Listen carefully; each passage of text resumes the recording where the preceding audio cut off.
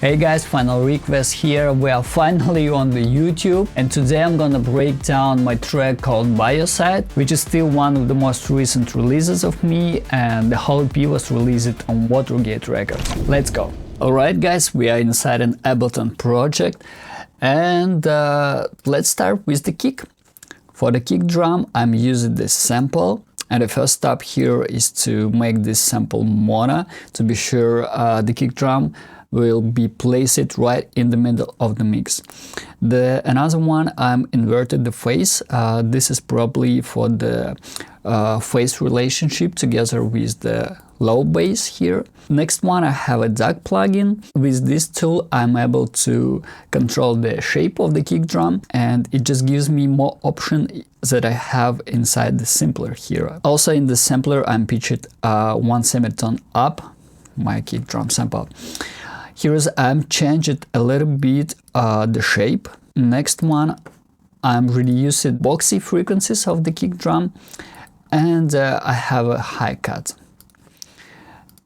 Another instance of tag, this decision was probably made already inside the mix.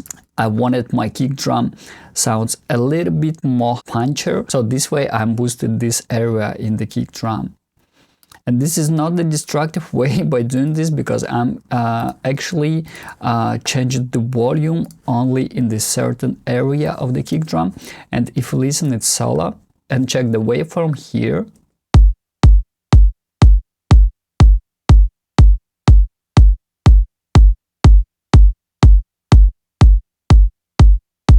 yeah, you can see we slightly increased the punch of the kick drum, which is here. The last few parts here is just in utility. I made it louder, and I'm automate the gain, but only for the breakdown part. For the low bass, I'm using the phase plant with the patch. I'm created in a very simple way. I'm just choose the waveform, which I like how it sounds. Here's the simple filter and the EQ with the resonant frequency of my bass and the envelope. And you can see on the spectrum how this bass line looks like.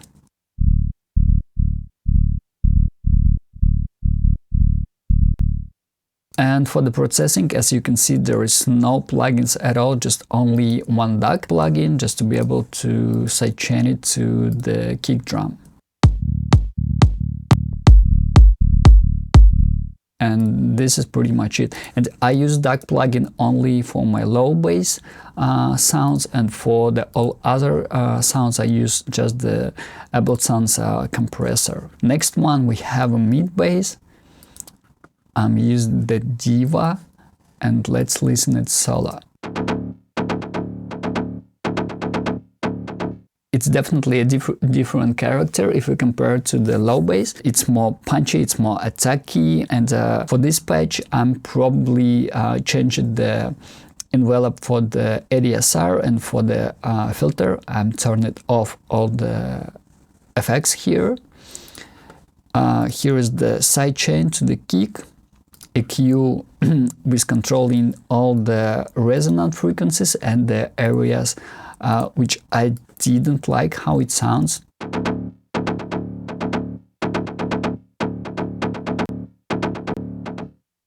And here are another two instances of the Pro Q, and as you can see, it's turned off, and I automate to turn them on only in the second part of the track. Because in this part, as you can see, the notes of this bass line start changing, and the resonant frequencies are changing as well, and I wanted to control them very precise. You can check it here.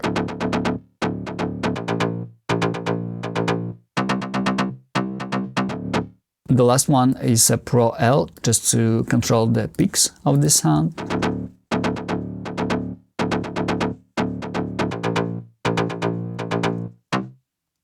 And together.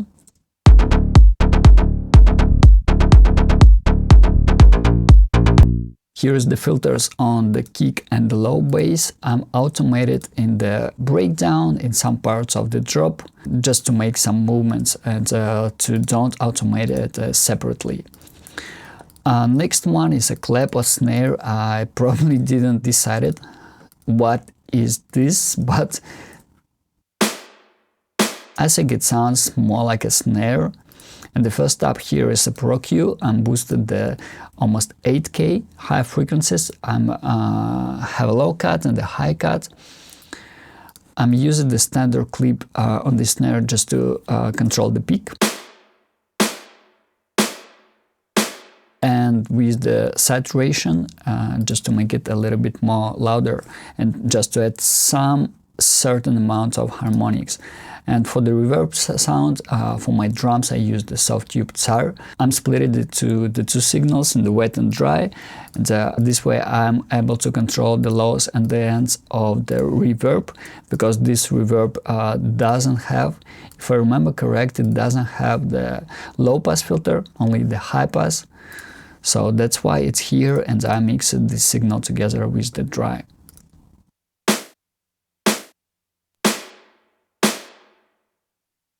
Talking about the drums, here are two sections, the drums high and the drums mid. Offbeat head, I have the first one, which is sample.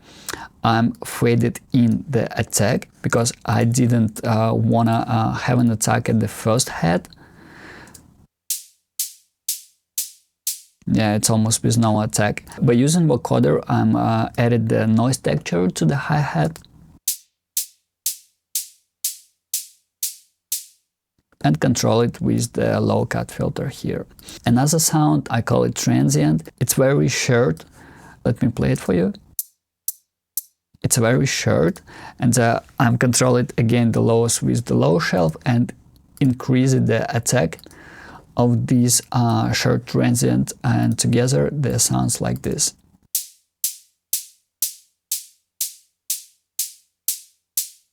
This small transient definitely helps to cut through the mix this offbeat head. Another part, which is the 16 hi-hats, it's the same sound. The only difference here, as you can see, the decay parameter, it's on 20, and the second sound on 12. I'm painted the one sound to the left, one sound to the right, and each MIDI node plays one on the left and one on the right, and they every time change it from left to right. And by having the different amount of decay, it makes the sound even more wider if you listen it to the headphones. And sometimes I'm even automate the decay in a different way. For example, for the right, I can make an automation in this area, but for the left part, I can automate it here. And every time when you listen it, you will feel this movement from the left speaker to the right one. It's very subtle, but at the end it makes sense. And talking about the patch itself, it's a Diva, a very simple patch, just the noise head, and the only one parameter I'm automating is just the decay. Here, as you can see, the sidechain compressor and the Pro Q with the low cut and the high cut. Next one, here is the right sound with a little bit fade in, because I didn't want to mess up my transient, because I really care about the transient in these sounds. And the right is just to fill up the space on the background, so I don't want to have it in front. And as you can see, there is no Pro Q, no EQ. Probably it already without the low end, but let me double check.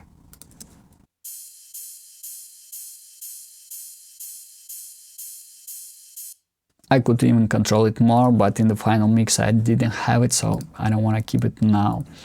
Next one is a tambourine, which is the loop of tambourine. I changed the parameter here to transient and to the arrow to the right, and changed the parameter to 16. At 0 parameter, it almost keeps transient, but in the 100% it's just an original signal. So I keep it somewhere in between. Sidechain, color with decapitator, another saturation with the Ableton's overdrive.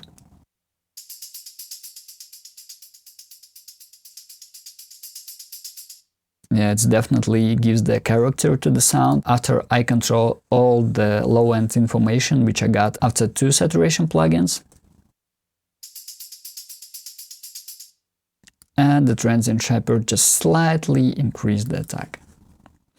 And the auto pan to make the sound movement from the left to the right channel, but it's just 10-11% here. This is for drums high. Talking about the drums mid, here is the percussion. The same one I'm changing to the transients mode, turn it down to 80 parameter and warp it in the way I wanted, because probably it was the original loop was with the swing and I didn't like that groove, so I had to change it.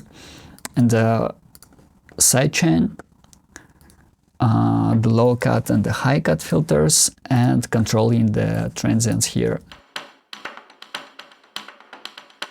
Just simply cutting them down. Snare roll, which is the sample from Tempest drum machine, with the color of decapitator, with the low cut and the high cut, and controlling the resonant frequency. Increase it a little bit of the attack, and phase invert, we don't need it. Another one, I have a noise percussion. It's probably the kit from the Ableton pack. It sounds like this.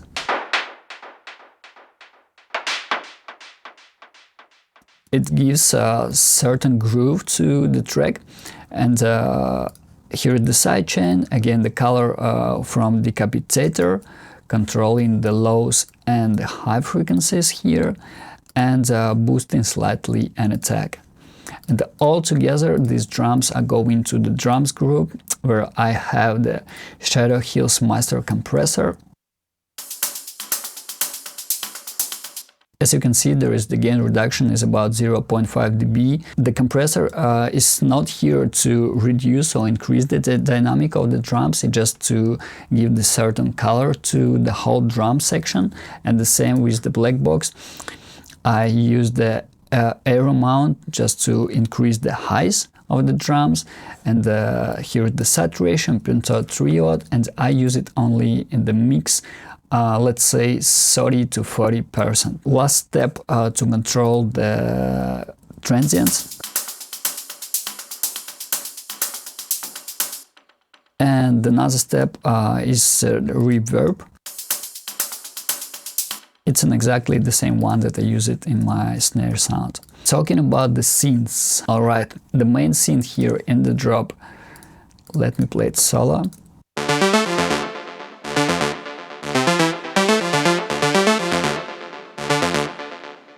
For this sound, I'm using the Diva. Here's basically a very simple preset with the 2 oscillators, with the same waveforms here, with the certain amount of detune and the cross modulation. And I'm automated the second oscillator pitch. It's going up from 8 to 4, and you can hear and you can see it right here.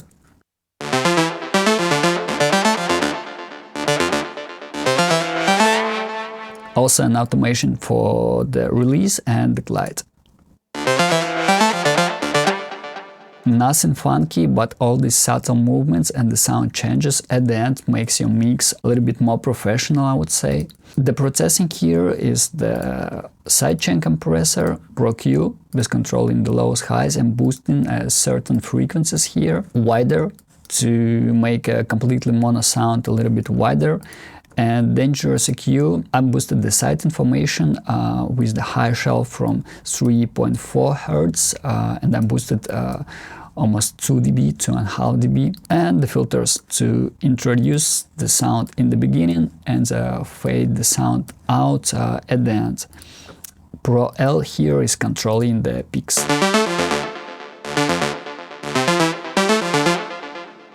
Next one is a resonator, and let me turn off the resonator and play the original sound. It's very simple, but here in the spectral resonator, if you go from hertz to the melodies, and here you can change the key and the key of the whole track is D, and I changed the D here, and it sounds like this. So inside the mix, it just sounds better if we compare it without. And here is some crazy EQ and the dynamic EQ as well. As you can see, 9000 Hz I'm cut it because I didn't want to have the high frequencies here, and the same from 200 Hz. I don't need any low information there. The brute sound, it's going on the second part of the track. It sounds like this.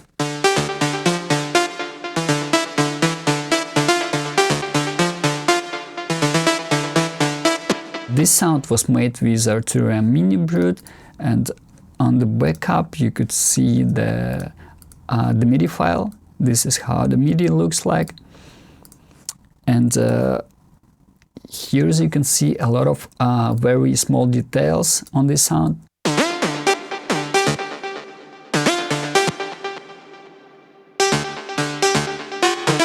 Usually I do it the way the first take I record a completely clean version without changing all the parameters here, and I keep it how it is.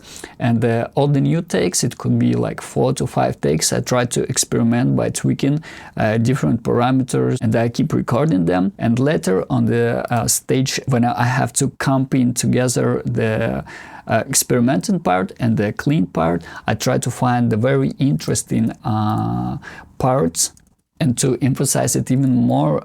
For the final layer, I can apply any FX like inflator. Just change it to the random preset, record again, and this way I got these FXs.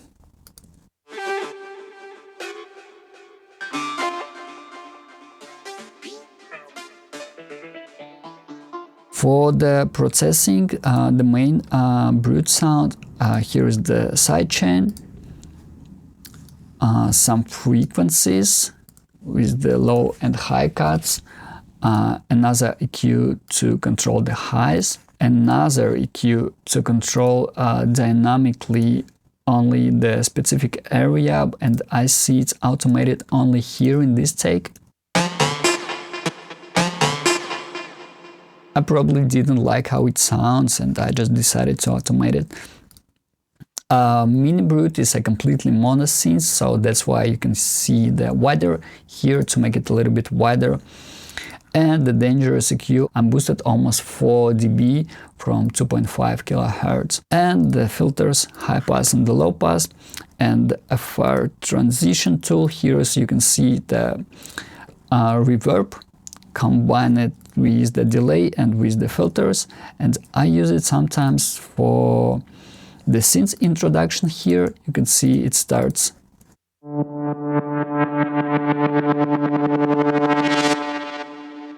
with the delay and the reverbs, and sometimes I made it a transition out of this before the drop. I can automate these parameters to kind of wash out the sound. Let's move on and talk about the brute break and the synth white break. There are two sounds.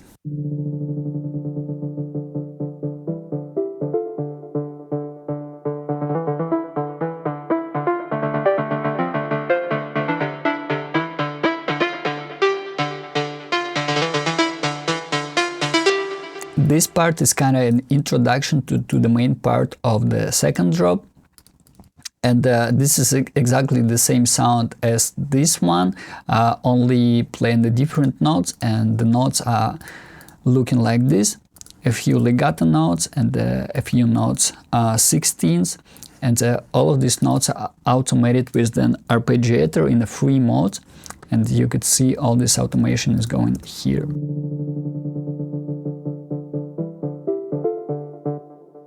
Yeah, no crazy processing, just low and highs controls, and minus 5 dB, which is actually a lot of, but probably this decision was made inside the mix. Talking about the next synths, here is the Vangelis drop.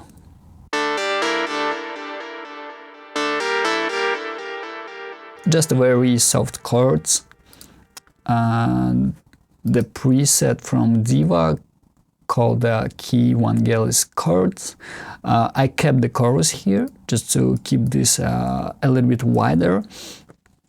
Sidechain compressor Pro Q with the low mid minus almost 3 dB, low cut and the high cut, and the wider to make the sound slightly wider. Another one, the legato bass, which is playing only in the second part of the track, just to increase the overall happiness, if it makes sense, of the track. Just it's like the peak time of the track. It's like you have to introduce probably a little bit more instruments, so that's why the drop legato bass here. And for this patch, I'm again using the Diva with the MTA bass motion, and here, as you can see, all the parameters. Nothing crazy. Talking about an automation, just only the filter closing at the end of the second drop, and the sidechain and the Pro Q here.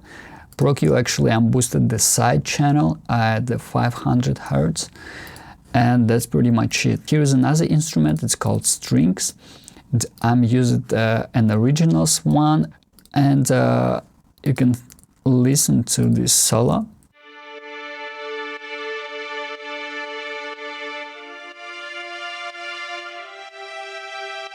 Lovely strings and lovely texture to have it inside the mix. It doesn't play in front of you, but somewhere in the background. It just makes the overall feeling of the track it's even more better. And here is this Pro Q. I'm controlling the low mid at 450 Hz, low cut and the high cut, and again the filter opening in the beginning and closing at the end. Some box shots here.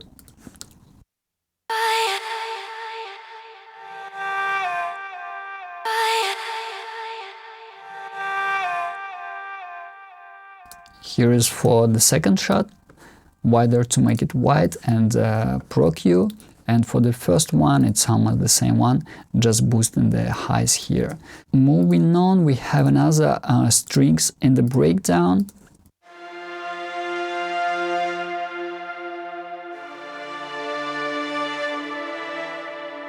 Playing the different notes here together with the black hole and the break bass.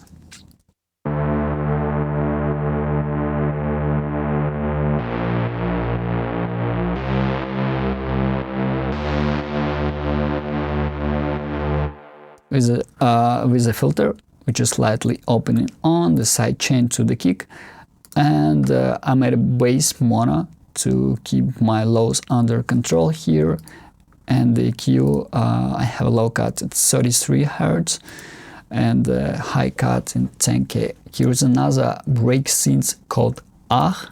It's almost like the one-shot sample of the voice.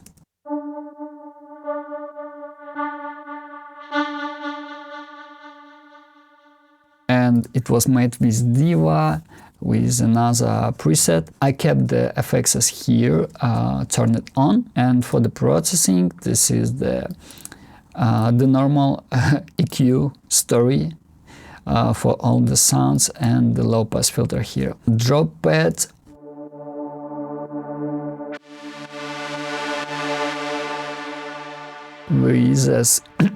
With a slightly opening filter, and the Diva with no envelopes on the filter, only here one envelope for the ADSR. Again, I kept the FXs here and controlling it with the sidechain, Pro Q, and Synths. I'm sidechaining to the main synths, so they're both playing together, and I wanted to have these main synths as clean as possible.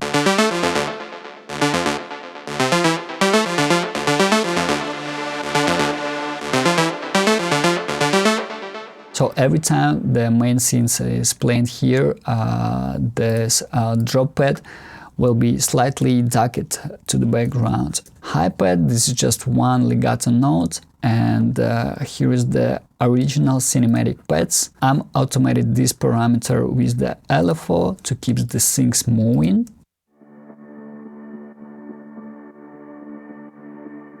to make this pad slightly involving, and the same I did with the pad low.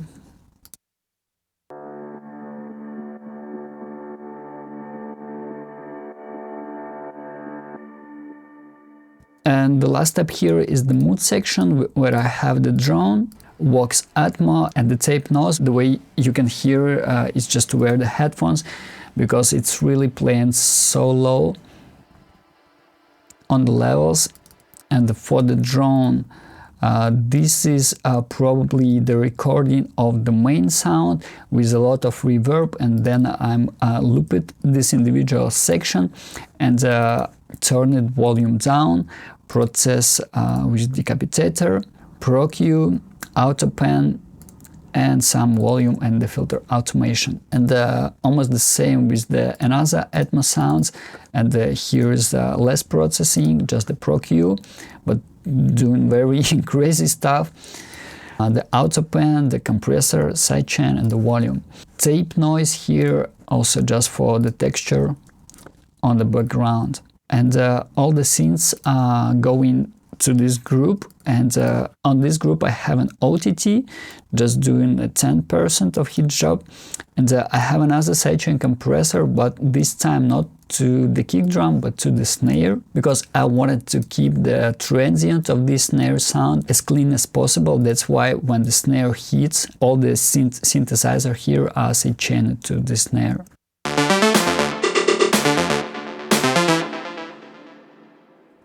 Next stage I'm controlling the lows again, but this way in a very subtle way, just the 12 dB of the filter, and same with the highs. And the source here is just when the vocals are played together with the synth sound, my synths are slightly going to the background and keep the vocals up front, and Pro L just for the final control of the peaks.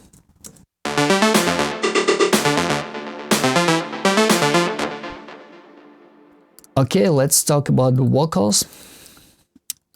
Here is the bunch of the tracks. Oh, hands to the sky, do you feel? I got all the vocals which was already processed. I didn't want to over process them. That's why you don't see any crazy stuff going on here. Only reverb here, which is automated, and some ProQs on the chorus and the doubles, and most of these tracks are almost empty. I'm controlling all in the volume. Here's in the lead vocals playing together with the white and the parallel. Hands to the sky, do you feel? I have a black hole, which is again automated only in this part to kind of wash out the vocals before the drop hits. And for the vocal group, I have a ProQ, which controls the unknown resonance here, and cutting down the lows, compressor to slightly sidechain it to the kick, utility to control the volume, same compressor as I use it for the drums, but here it's doing a little bit more gain reduction. Hands to the sky, do you feel so high? Also just to add some character to the vocals. And here is in the vocal rack you could see a bunch of delays. It's 1/4 slap delay from Echo Boy, delay playing the halves, and for the reverb I'm using the plate reverb, and here is the dry signal, and some delays are automated in the different parts of the track. Here is a fix, a very small part. The same principle I'm using for the main synth sound here. I had a vocal, and I'm applied the different effects here. I'm recorded them, but in the final mix I didn't really use them, so that's why I kept only a very specific part.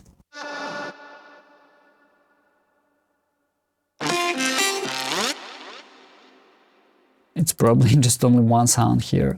And the last part, it's a bass fix.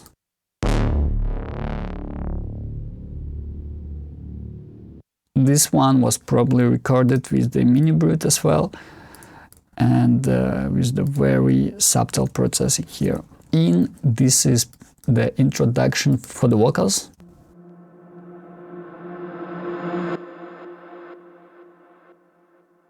And the last part is just uplifters, the mid, the long one, and the noise transition. These are the noises.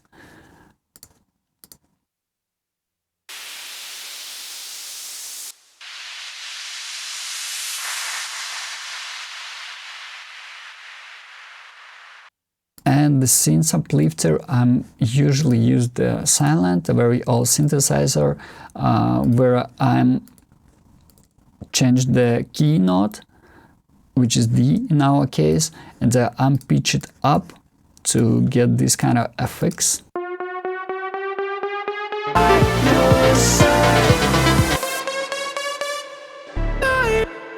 On my master chain, I have a standard clip to control the peaks right before all the signals will go to my final limiter.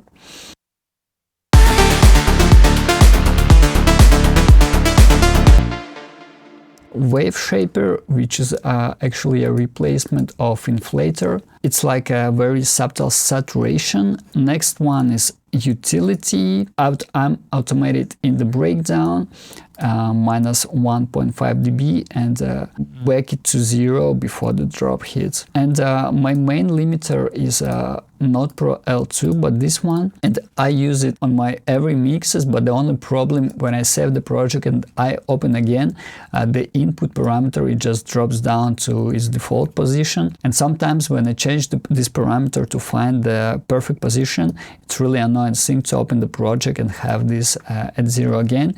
That's why when I do the mixes, I have my Pro L here, because it's a very stable, but for the final render I use the TRS Pulse limiter here. And all the other plugins are just this one to control the lows and the phase relationship between the kick and the bass sound. Same with the Vision 4X.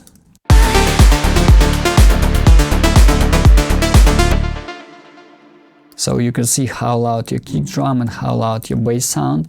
And the Span Plus, just to be able to see the spectrum.